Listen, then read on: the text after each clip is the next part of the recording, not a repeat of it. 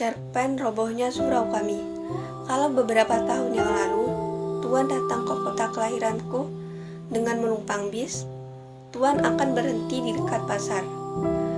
Maka kira-kira sekilometer dari pasar akan sampailah Tuan di jalan kampungku pada simpang kecil ke kanan, simpang yang kelima, lalu membeloklah ke jalan sempit. Dan di ujung jalan nanti akan Tuan temui sebuah surau tua. Di depannya ada kolam ikan yang airnya mengalir melalui 4 buah pancuran mandi. Dan di pelataran kiri surau itu akan Tuan temui seorang tua yang biasanya duduk di sana dengan segala tingkah ketuaannya dan ketaatannya beribadah. Sudah bertahun-tahun ia bekerja sebagai garin, penjaga surau itu. Orang-orang memanggilnya kakek sebagai penjaga surau. Kakek tidak mendapat apa-apa. Beliau hidup dari sedekah yang dipungutnya sekali selumat.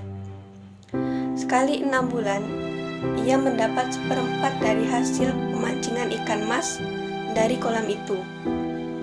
Dan sekali setahun, orang-orang mengantarkan fitrah yang diberikan kepadanya.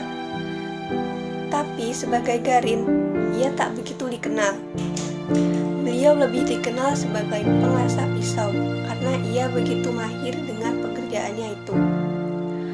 Orang-orang suka minta tolong kepadanya, sedang ia tak pernah meminta imbalan sedikit pun. Orang-orang perempuan yang minta tolong mengasahkan pisau atau gunting memberinya sambal sebagai imbalan. Tapi paling sering diterimanya ialah ucapan terima kasih dan sedikit senyum. Sampai pada suatu hari, beliau dikunjungi oleh seorang pembual. Pembual terkenal di kampung itu, yang bernama Ajo Sidi. Ajo Sidi membual tentang seseorang yang setiap harinya hanya beribadah saja, tanpa memikirkan kehidupan dunia. Ketika di akhirat, Tuhan memasukkannya ke neraka karena perbuatannya itu.